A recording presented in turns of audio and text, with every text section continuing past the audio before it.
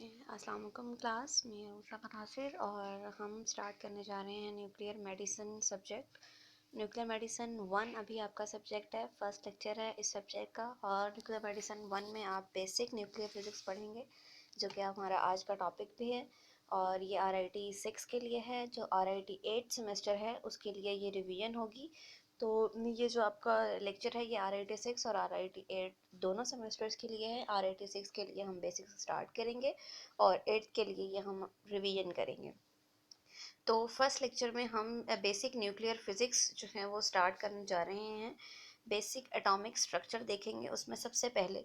अब जैसे कि आपको यहाँ पर टर्म जो है वो नज़र आ रही है न्यूक्लियर फिजिक्स।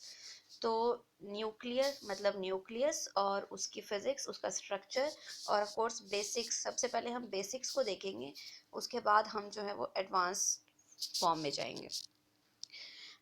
जो हम आज लेक्चर्स जो है वो देख रहे हैं उसमें आपके ऑब्जेक्टिव क्या क्या हैं।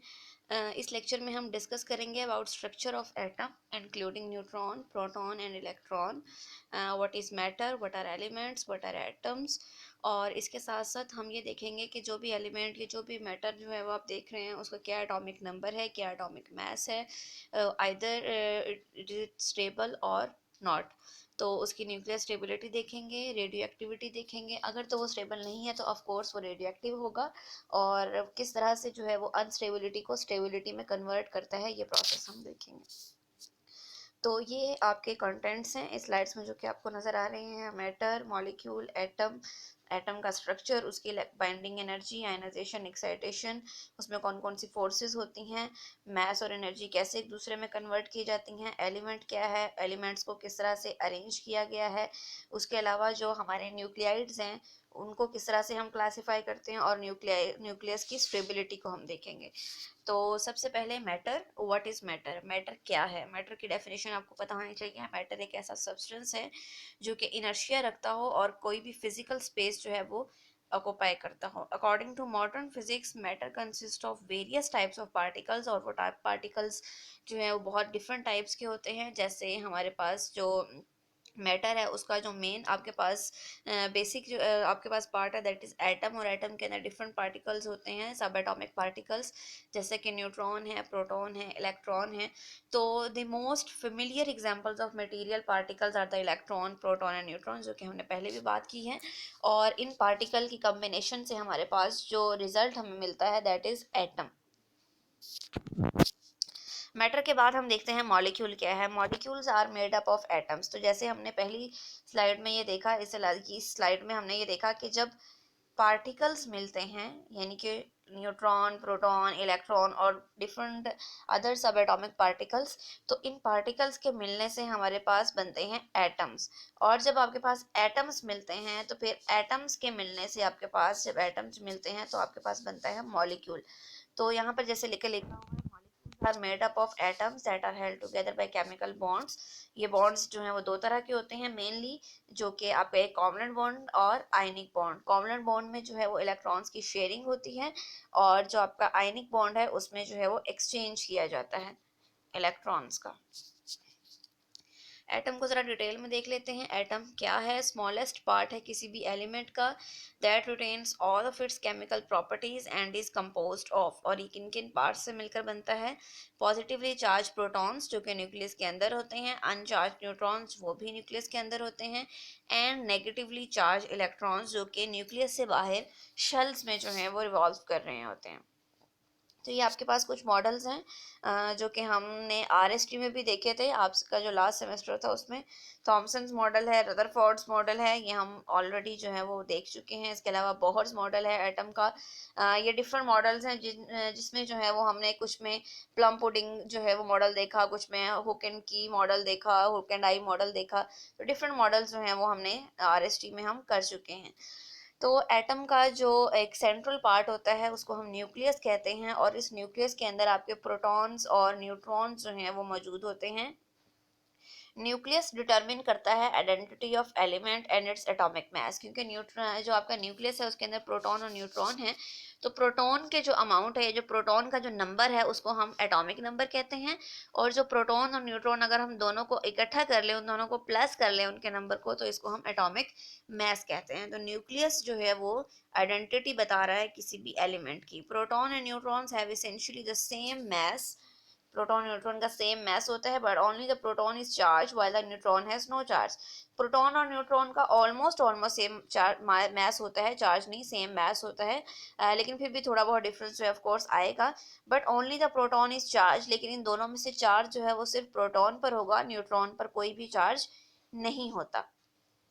उसके बाद हम देखते हैं प्रोटॉन। प्रोटॉन क्या है? पॉजिटिवली चार्ज पार्टिकल्स हैं, न्यूक्लियस के अंदर मौजूद होते हैं। हर एलिमेंट के अंदर एक यूनिक नंबर होता है प्रोटॉन्स का, और इन प्रोटॉन नंबर को हम एटॉमिक नंबर कहते हैं। न्यूट्रॉन्स की बात करें तो न्यूट्रॉन्स ऑफ कोर्स आपके न्यूक्लियस के अंदर मौजूद हैं। प्रोटॉन के साथ अनचार्ज जो हैं वो पार्टिकल्स हैं, न्यूट्रल रहते हैं, और प्रोटॉन के साथ मिलकर ये एटॉमिक मास बनाते हैं। फिर आपके पास इलेक्ट्रॉन्स हैं। इलेक्ट्रॉन्स नेगेटिवली चार्ज पार्टिकल्स हैं जो कि सराउंड करते हैं न्यूक्लियस को और अपने ऑर्बिट्स के अंदर जो है वो मूव कर रहे होते हैं, लाइक आर प्लैनेट्स। और इन्हीं इलेक्ट्रॉन्स की शेयरिंग से या फिर एक्सचेंज से आपके पास जो बॉन्ड्स बनते हैं, उन बॉन्ड्स की वजह से जो आपके एटम्स जो हैं वो मिलकर मॉलिक्यूल्स बना रहे होते हैं। पहले हमने बात की एटॉमिक मास की, तो अगर हम मज़ीद जो है वो रिफाइंड फॉर्म में बात करें तो इसको हम एटॉमिक मास यूनिट कहते हैं, जिसमें स्टैंडर्ड जो है वो कार्बन को रखा जाता है, कार्बन 12 को, और इससे जो है वो बाकी सारे के सारे एलिमेंट्स को हम कंपेयर करके उनका एटॉमिक मास निकालते हैं। कि जैसे कि फॉर एग्जांपल अगर हम बात करें हाइड्रोजन की, तो उसका एटॉमिक मास जो है वो 1 है, लेकिन अगर हम उसको मजीद रिफाइंड फॉर्म में देखें तो 1.0078252 AMU यानी कि एटॉमिक मास यूनिट। तो एटॉमिक मास जो है वो प्रोटॉन एंड न्यूट्रॉन दोनों से मिलकर बनता है। Atomic mass of the proton and neutron is approximately, proton का आपको एटॉमिक मास यूनिट बताया गया है, न्यूट्रॉन का बताया गया है, लेकिन ऑफ कोर्स इनको इस तरह से आपने कोई रटा वगैरह लगाने की कोई ज़रूरत नहीं है। आपने जस्ट ये को पता होना चाहिए आपको कि एटॉमिक मास यूनिट और एटॉमिक मास में क्या डिफरेंस है जस्ट। दस the neutron is just a little heavier than the proton. लेकिन न्यूट्रॉन जो है अगर मास की बात की जाए एटॉमिक मास यूनिट के अकॉर्डिंग, तो 1.0073 और 1.0087, तो यहाँ से आपको पता चल रहा है कि न्यूट्रॉन थोड़ा सा ज़रा ज़्यादा हैवी होता है एज कम्पेयर टू प्रोटॉन। और ये जो हैवी आपका न्यूट्रॉन है वो क्यों है, ऐसी क्या रीज़न है कि जिसकी वजह से न्यूट्रॉन जो है वो प्रोटॉन से ज़्यादा हैवी है, हालांकि न्यूट्रॉन पर कोई चार्ज भी नहीं है इस तरह से। तो ये जो डिफरेंस आपके पास आ रहा है वो इस तरह से आ रहा है कि हम ये एज्यूम करते हैं कि प्रोटॉन पर पॉजिटिव चार्ज है और न्यूट्रॉन पर कोई चार्ज नहीं है। तो न्यूट्रॉन जो बनता है वो ऐसे बनता है कि एक प्रोटॉन और एक इलेक्ट्रॉन मिलते हैं, यानी कि पॉजिटिव और नेगेटिव दो सब एटॉमिक पार्टिकल्स मिलेंगे और दोनों एक दूसरे के चार्ज को कैंसिल करके एक नया जो है वो सब एटॉमिक पार्टिकल बनाएंगे जिसको हम न्यूट्रॉन कहते हैं। तो ये एज्यूम किया जाता है, ये एक एजम्पशन है कि पॉजिटिव और नेगेटिव मिलकर जो है वो न्यूट्रॉन बना रहे हैं, दैट्स वाई न्यूट्रॉन जो है वो प्रोटॉन से थोड़ा सा हैवी होता है, मैसिव होता है। तो ये आपको एटॉमिक मास यूनिट इलेक्ट्रॉन का दिखाया गया है। ऑफ कोर्स मैं दोबारा कह रही हूँ कि इनको ज़्यादा से ज़्यादा रट्टा लगाने की कोई ज़रूरत नहीं है, कॉन्सेप्ट्स आपके क्लियर होने चाहिए। और ये सारे के सारे कॉन्सेप्ट्स आपके 9-10 से चलते हुए आ रहे हैं, 9th 10th first year second year, ये सारी फिजिक्स केमिस्ट्री आपने इसी तरह से पढ़ी है। तो इलेक्ट्रॉन बाइंडिंग एनर्जी, तो इलेक्ट्रॉन बाइंडिंग एनर्जी क्या है? Electrons exist in discrete shells around the nucleus just like our sun and our planet. तो each shell represents a unique binding energy holding the electron to the nucleus. Different आपके पास shells होते हैं, के L M N, जिनको हम नाम देते हैं, और इस तरह से ऐसे चलते जाते हैं आगे सॉन। तो इन शेल्स के अपनी अपनी बाइंडिंग एनर्जी होती है, के शेल की अपनी बाइंडिंग एनर्जी होगी, एल की अपनी होगी, एम की अपनी होगी, और इस तरह से होती है। ये जो बाइंडिंग एनर्जी है इलेक्ट्रॉन को होल्ड करके रखती है न्यूक्लियस के साथ कि वो अपने शेल से बाहर न चले जाएं। तो इसको हम कहते हैं इलेक्ट्रॉन बाइंडिंग एनर्जी। और इस इलेक्ट्रॉन बाइंडिंग एनर्जी, जब तक हम इतनी एनर्जी नहीं देंगे किसी भी एटम को, वहां से आपका इलेक्ट्रॉन जो है वो रिमूव नहीं होगा।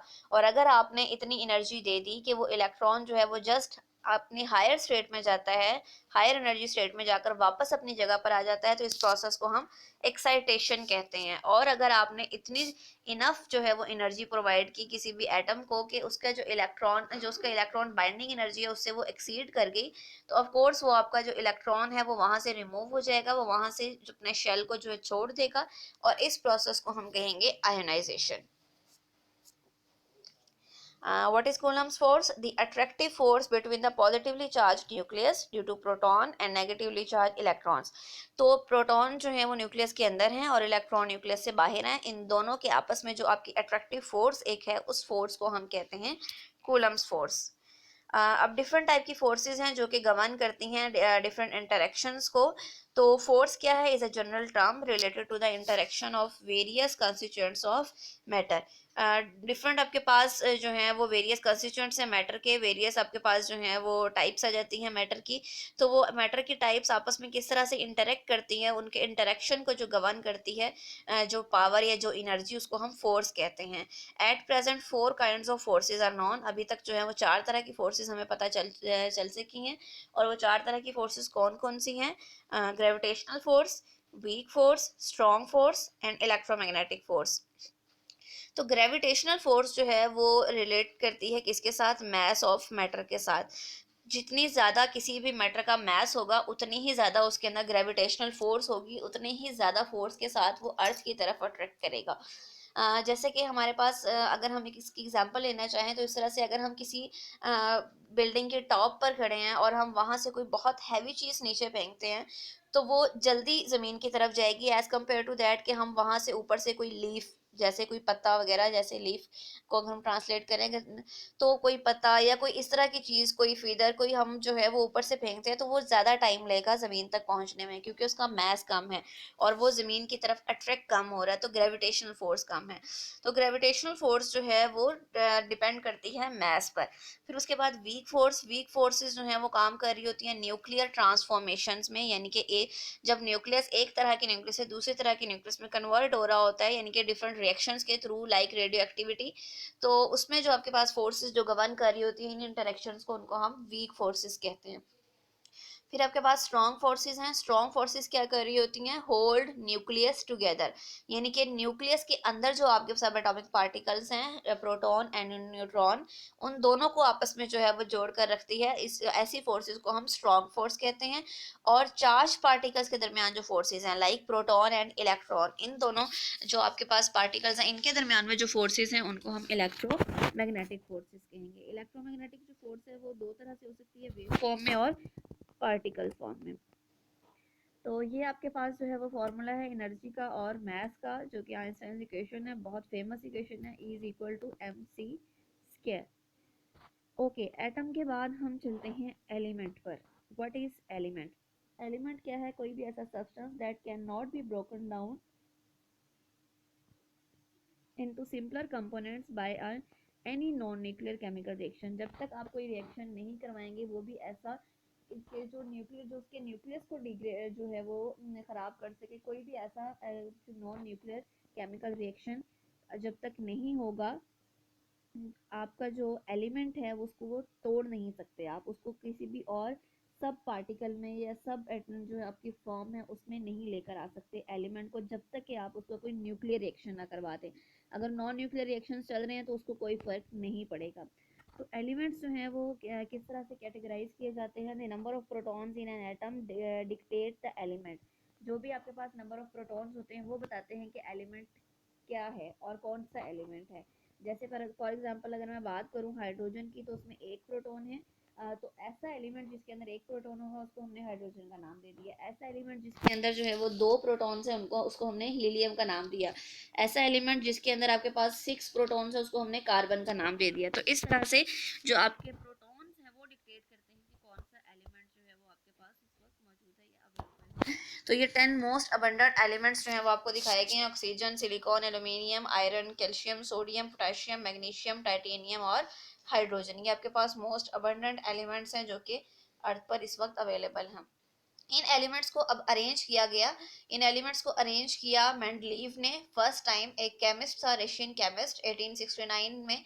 उसने जितने भी एलिमेंट्स उस वक्त तक डिस्कवर हो चुके थे, उसने उन एलिमेंट्स को जो है वो एटॉमिक नंबर और एटॉमिक मास के अकॉर्डिंग अरेंज किया। और जितने एलिमेंट्स उस वक्त डिस्कवर नहीं हुए थे, एटॉमिक नंबर और एटॉमिक मास के अकॉर्डिंग उन्होंने उस जो भी वो एलिमेंट्स अभी डिस्कवर नहीं हुए थे उनकी उसने जगह छोड़ दी, उनकी स्पेस छोड़ दी, और आहिस्ता आहिस्ता ये जो आपका पीरियोडिक टेबल था, जो कि ये अरेंजमेंट थी, वो फिल होती गई।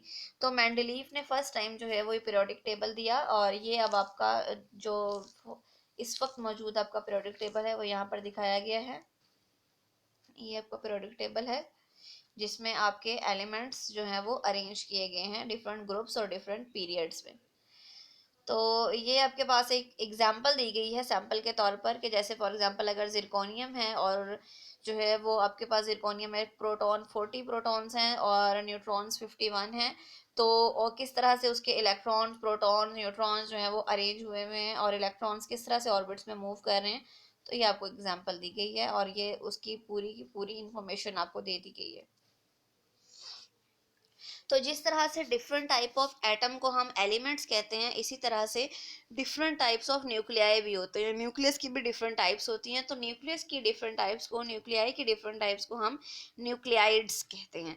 तो elements are characterized by their atomic number. अगर हम एलिमेंट्स की बात करें तो उनको हम कैटेगराइज करते हैं एटॉमिक नंबर के अकॉर्डिंग, लेकिन अगर हम न्यूक्लियाइड्स की बात करें तो उसमें सिर्फ एटॉमिक नंबर ही नहीं बल्कि एटॉमिक मास भी बहुत मैटर करता है। तो क्लासिफिकेशन ऑफ न्यूक्लियाइड, न्यूक्लियाइड्स कितनी तरह के होते हैं? Nuclides are classified according to their mass number, neutron number and atomic number. ये तीन आपके पास जो है वो पैरामीटर्स हैं जिनके अकॉर्डिंग आप न्यूक्लियाइड्स को क्लासिफाई करते हैं। तो ये आपके पास न्यूक्लियाइड्स की टाइप्स हैं, आइसोबार्स, आइसोटॉप्स, आइसोटॉन्स और आइसोमर्स। तो सबसे पहले हम देखते हैं आइसोबार्स। आइसोबार्स ऐसे न्यूक्लियाइड्स होंगे जिनका एटॉमिक मास सेम होगा।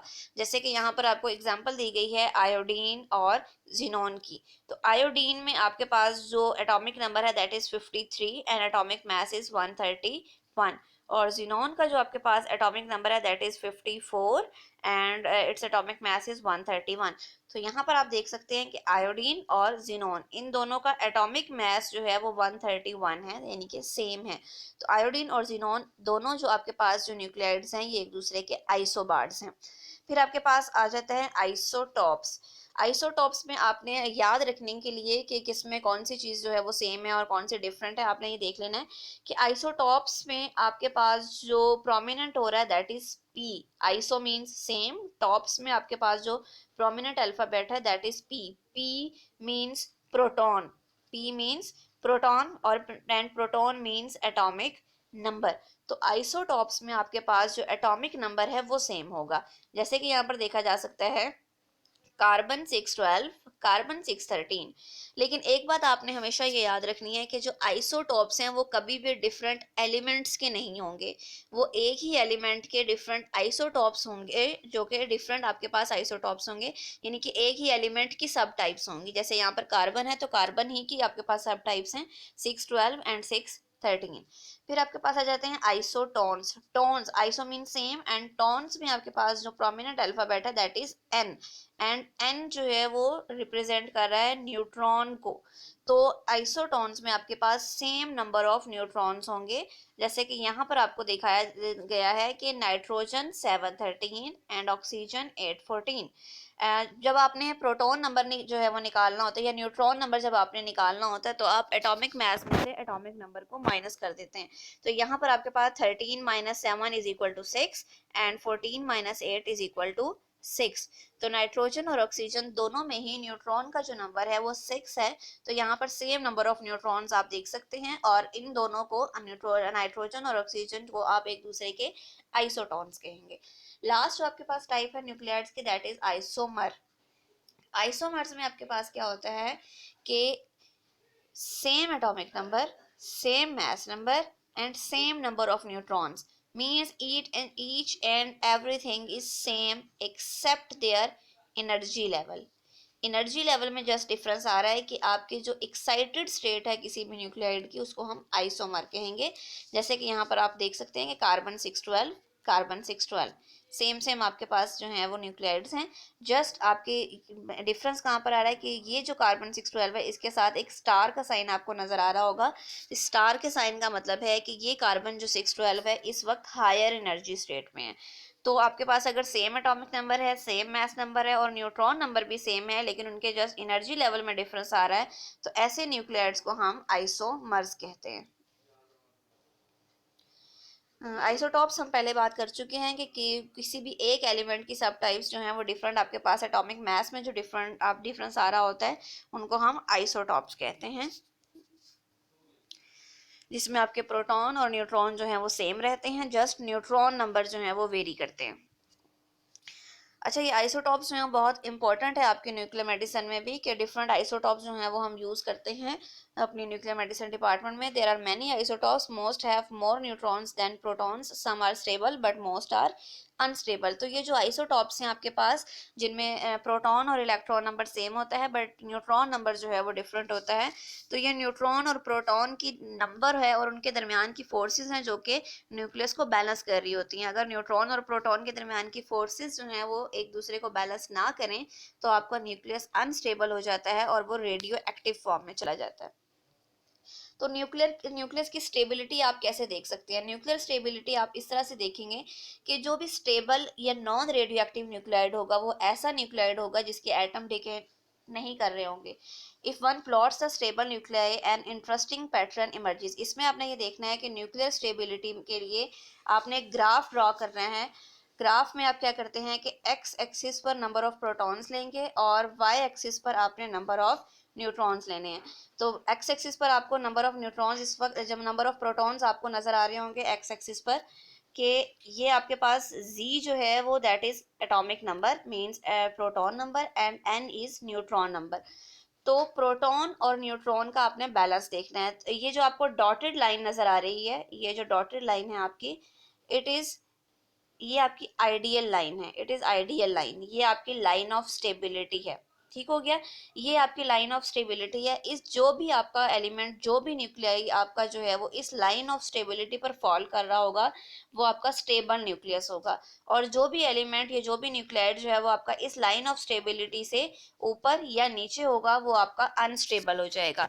तो यहाँ पर आपके पास जो है वो क्या होगा,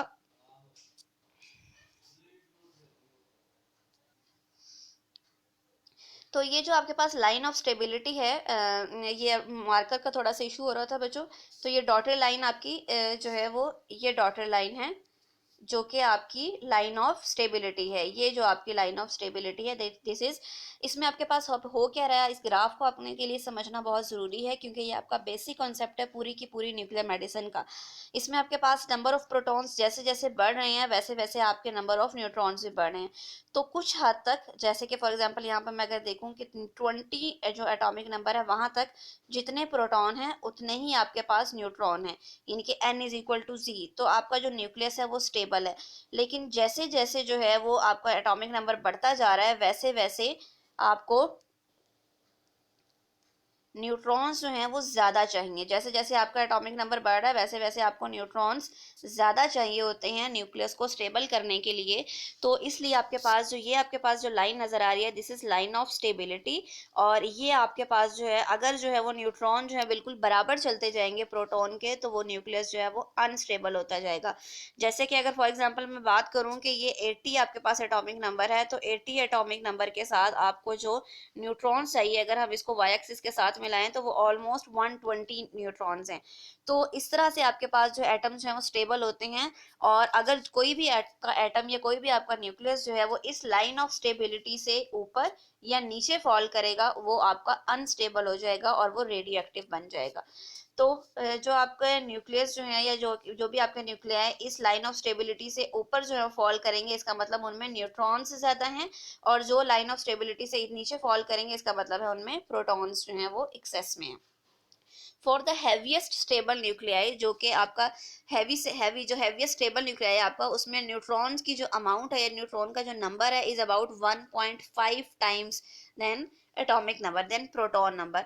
तो जैसे जैसे आपके प्रोटॉन नंबर बढ़ता है वैसे वैसे न्यूट्रॉन्स आपको ज़्यादा चाहिए होते हैं उसकी फोर्सेस को, न्यूक्लियस की फोर्सेस को बैलेंस करने के लिए। The presence of extra neutrons overcomes a positively charged proton tendency to repel each other and disrupt the nucleus। और अगर बहुत ज़्यादा आपके पास न्यूट्रॉन्स हो जाएंगे तो ऑफ कोर्स वो भी जो है वो न्यूक्लियस को अनस्टेबल कर देंगे और बहुत ज़्यादा जो आपके पास प्रोटॉन्स हैं वो भी न्यूक्लियस को अनस्टेबल कर देंगे। और जैसे ही न्यूक्लियस जो है वो अनस्टेबल होता है तो वो अपनी स्टेबिलिटी गेन करने की कोशिश करता है और ये स्टेबिलिटी गेन करने की कोशिश में वो क्या बन जाता है, रेडियो एक्टिव। और इस तरह के रेडियो एक्टिव न्यूक्लियस को फिर हम रेडियो न्यूक्लियाइड्स कहते हैं। तो रेडियो न्यूक्लाइड्स हैं फिर वो क्या करते हैं स्टेबिलिटी गेन करने के लिए, वो रेडियो एक्टिव ट्रांसफॉर्मेशन करते हैं, डिसइंटेग्रेशन भी जिसको कहा जाता है, और वो रेडिएशंस के थ्रू या डिफरेंट पार्टिकल्स, हैवी पार्टिकल्स के थ्रू डिके करते हैं और अपने प्रोटॉन और न्यूट्रॉन को बैलेंस्ड फॉर्म में ले आते हैं। तो ये आपके पास कुछ कॉमन रेडियो न्यूक्लाइड्स क्या हैं, रेडियो न्यूक्लाइड्स हैं जिनकी एग्जांपल्स आपको दी गई हैं। नेचुरली जो आपके पास अकरिंग रेडियो न्यूक्लाइड है that is uranium 235 and uranium 238। इसके अलावा जो आप खुद से जो है वो तैयार करते हैं आर्टिफिशियल जो आपके पास रेडियो न्यूक्लाइड्स हैं उसमें कोबाल्ट है, सीजियम है, स्ट्रॉन्शियम है जो कि न्यूक्लियर पावर प्लांट्स में जो है वो आपको मिलता है। और इसके अलावा आपके पास इरिडियम है 192 जो कि रेडियोग्राफी में यूज होता है। टेक्नीशियम 99M जो कि मोस्ट कॉमनली यूज्ड आपके पास जो है वो रेडियो न्यूक्लाइड है that is used in nuclear medicine. और आयोडीन 131 आपका जो रेडियो न्यूक्लाइड है वो यूज होता है ट्रीटमेंट पर्पस के लिए न्यूक्लियर मेडिसिन डिपार्टमेंट में। तो अब ये था आपका आज का लेक्चर और ये लास्ट आपकी स्लाइड है जिसमें समरी दी गई है।